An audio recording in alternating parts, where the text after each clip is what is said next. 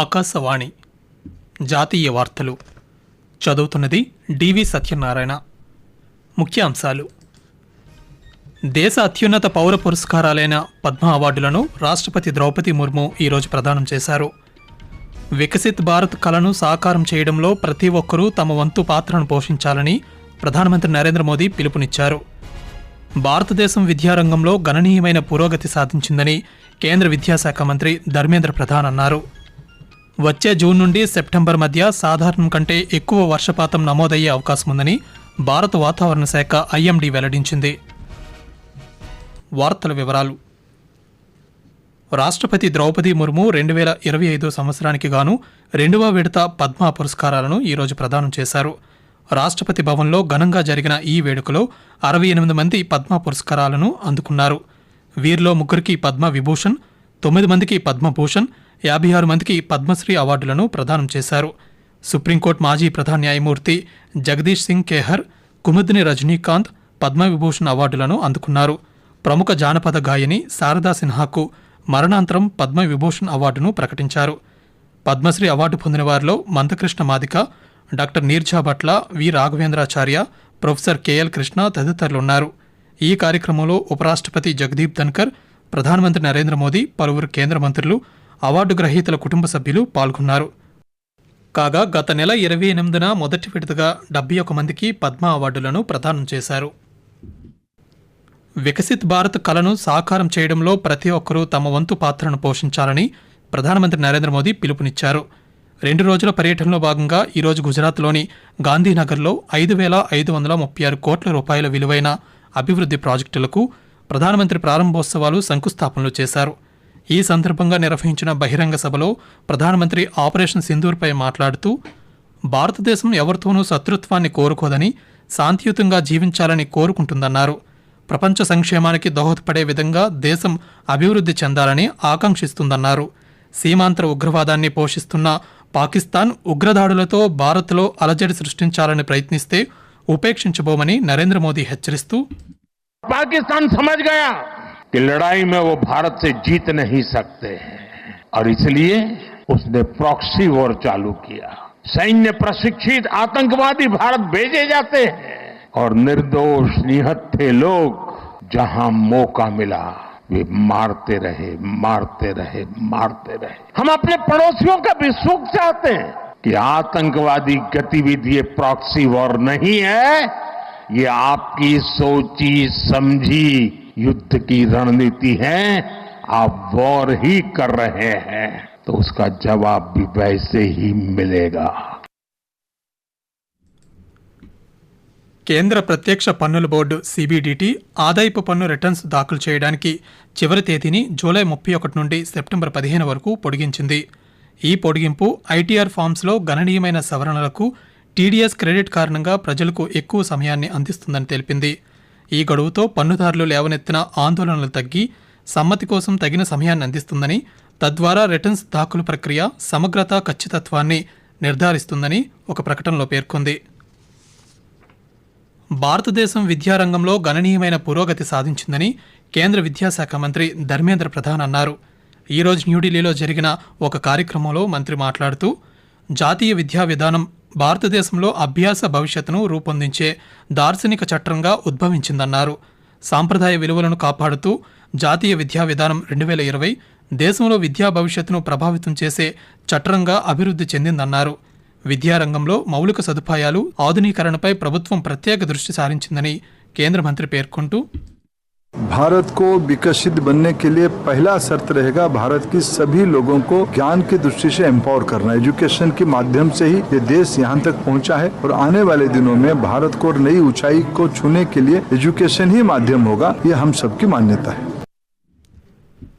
కర్ణాటక రాష్ట్ర ప్రభుత్వం జన ఔషధి కేంద్రాలను మూసివేయాలనే నిర్ణయాన్ని వెనక్కి తీసుకోవాలని కేంద్ర జలశక్తి శాఖ సహాయ మంత్రి వి సోమన్న ఈరోజు ఆ రాష్ట్ర ముఖ్యమంత్రి సిద్ధరామయ్యకు లేఖ రాశారు. 15 సంవత్సరాలకు పైగా రాష్ట్రంలోని జన ఔషధి కేంద్రాలు ప్రజలకు సరసమైన ధరల్లో మందులు, శస్త్రచికిత్స వస్తువులను అందిస్తున్నాయని పేర్కొంటూ ఈ నిర్ణయాన్ని ఉపసంహరించుకోవాలని ఆయన విజ్ఞప్తి చేశారు. ఇది పేదల వ్యతిరేక నిర్ణయమని, ప్రజా సంక్షేమానికి వ్యతిరేకంగా ఇలాంటి నిర్ణయం తీసుకోవడానికి గల కారణాలను తెలియజేయాలని ఆయన ప్రశ్నించారు. ఆకాశవాణి జాతీయ వార్తలు వింటున్నారు.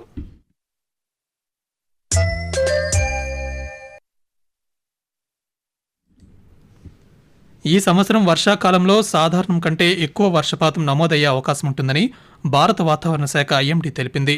ఈరోజు న్యూఢిల్లీలో నిర్వహించిన మీడియా సమావేశంలో భౌగోళిక శాస్త్ర మంత్రిత్వ శాఖ కార్యదర్శి ఎం రవిచంద్రన్ మాట్లాడుతూ వచ్చే జూన్ నుండి సెప్టెంబర్ వరకు వాయువ్య మరియు తూర్పు భారతదేశంలోని కొన్ని ప్రాంతాలు మినహా దేశంలోని చాలా ప్రాంతాలలో సాధారణం కంటే ఎక్కువ వర్షపాతం నమోదయ్యే అవకాశం ఉందని తెలిపారు. ఈ కాలంలో రుతుపవన వర్షాలు దీర్ఘకాలిక సగటులో 106% ఉండే అవకాశం ఉందని ఆయన వెల్లడిస్తూ The southwest monsoon seasonal rainfall over the country as a whole is likely to be 106% of the long period average. Above normal rainfall is most likely over the country as a whole during the monsoon season. Central India and southern peninsula, it is roughly about more than 106%. Normal over northwest India, 92 to 100% of long period average, and below normal over northeast India. సాధారణం కంటే ఎక్కువ వర్షపాతం వ్యవసాయం, నీటి వనరులకు ప్రయోజనాలను చేకూరుస్తుందని, కానీ వరదలు, రవాణాకు అంతరాయాలు, ప్రజారోగ్య సమస్యలు, పర్యావరణ వ్యవస్థలకు హాని కలిగించే ప్రమాదాలకు కారణమవుతుందన్నారు. ఈ ప్రమాదాలను పరిష్కరించడానికి ఐఎండీ ముందస్తు హెచ్చరిక వ్యవస్థలను ఉపయోగించుకోవాలన్నారు. ఉగ్రవాదానికి మద్దతుగా పాకిస్తాన్ చర్యలను భారతదేశం ప్రపంచవ్యాప్తంగా బహిర్గతం చేస్తోంది. అఖిలపక్ష బృందాల ప్రతినిధులు వివిధ దేశాలను సందర్శించి ఉగ్రవాదం పట్ల భారతదేశపు జీరో టాలరెన్స్ విధానాన్ని వ్యాప్తి చేస్తున్నాయి. ఇందులో భాగంగా కాంగ్రెస్ పార్టీకి చెందిన పార్లమెంట్ సభ్యులు శశి థరూర్ నేతృత్వంలోని అఖిలపక్ష ప్రతినిధుల బృందం ఈరోజు దక్షిణ అమెరికా దేశమైన గయానాలో పలువురితో సమావేశమైంది.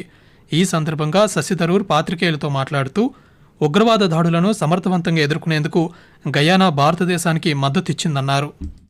We came to enhance Guyana's understanding of the rather unpleasant experiences we have been going through with terrorist attacks on our country. In addition to that, to seek Guyana's understanding and support for our right to defend ourselves and to respond effectively to these actions. The people of Guyana will rise not with fear, he said, but with determination and resolution, or words to that effect. And to my mind, that's exactly the spirit in which we in India are responding to the assaults on our country, on our people, and on the values we hold dear. అదేవిధంగా Janata Dal United MP Sanjay Kumar ఝా నేతృత్వంలోని మరో అఖిలపక్ష ప్రతినిధి బృందం Singapore విదేశాంగ సహాయ మంత్రితో ఈరోజు సమావేశమైంది. అనంతరం సంజయ్ కుమార్ ఝా మాట్లాడుతూ పాకిస్తాన్ను financial action task force FATF black లిస్టులోకి తీసుకురావాలని కోరామన్నారు. అమెరికా విద్యా సంస్థల్లో చదివే భారతీయులతో సహా విదేశీ విద్యార్థులు ఎవరైనా తరచుగా తరగతులకు గైర్హాజరైతే వారి వీసాను రద్దు చేయనున్నామని అధికారులు ప్రకటించారు. ఈ మేరకు భారతదేశంలోని అమెరికా రాయబార కార్యాలయం ఈరోజు ఒక ప్రకటన విడుదల చేసింది. అమెరికాలోని విద్యా సంస్థల నుంచి డ్రాపౌట్ అయినా, తరగతులకు హాజరు కాకపోయినా, విద్యా సంస్థకు చెప్పకుండా స్టడీ ప్రోగ్రాం నుంచి వెళ్లిపోయినా విదేశీ విద్యార్థులకు వీసా రద్దవుతుందని పేర్కొంది. భవిష్యత్తులో కూడా ఆ దేశం నుంచి ఎలాంటి వీసా లభించదని ప్రకటించింది. యుక్రెయిన్ ఈశాన్య సుమీ ప్రాంతంలోని 4 సరిహద్దు గ్రామాలను రష్యా స్వాధీనం చేసుకుందని అధికారులు పేర్కొన్నారు. సుమీలో గ్రామాలను ఆక్రమించుకుంటూ రష్యన్ దళాలు మరింత ముందుకు సాగుతున్నాయని ఆ ప్రాంత సైనిక పరిపాలనాధికారి ఒలెహ్ వెల్లడించారు. వారిని ఎదుర్కోవడానికి తమ దళాలు తీవ్రంగా పోరాడుతున్నాయని చెప్పారు. ప్రస్తుతం మాస్కో స్వాధీనం చేసుకున్న గ్రామాల ప్రజలను ఇప్పటికే అక్కడి నుంచి ఖాళీ చేయించామని తెలిపారు. జాతీయ వార్తలు ముగించే ముందు ముఖ్యాంశాలు మరోసారి. దేశ అత్యున్నత పౌర పురస్కారాలైన పద్మ అవార్డులను రాష్ట్రపతి ద్రౌపది ముర్ము ఈరోజు ప్రదానం చేశారు. వికసిత్ భారత్ కలను సాకారం చేయడంలో ప్రతి ఒక్కరూ తమ వంతు పాత్రను పోషించాలని ప్రధానమంత్రి నరేంద్ర మోదీ పిలుపునిచ్చారు. భారతదేశం విద్యారంగంలో గణనీయమైన పురోగతి సాధించిందని కేంద్ర విద్యాశాఖ మంత్రి ధర్మేంద్ర ప్రధాన్ అన్నారు. వచ్చే జూన్ నుండి సెప్టెంబర్ మధ్య సాధారణం కంటే ఎక్కువ వర్షపాతం నమోదయ్యే అవకాశం ఉందని భారత వాతావరణ శాఖ ఐఎండీ వెల్లడించింది. ఆకాశవాణి జాతీయ వార్తలు ఇంతటితో సమాప్తం. తిరిగి రేపు ఉదయం 6:45 ప్రాంతీయ వార్తలు వింటారు.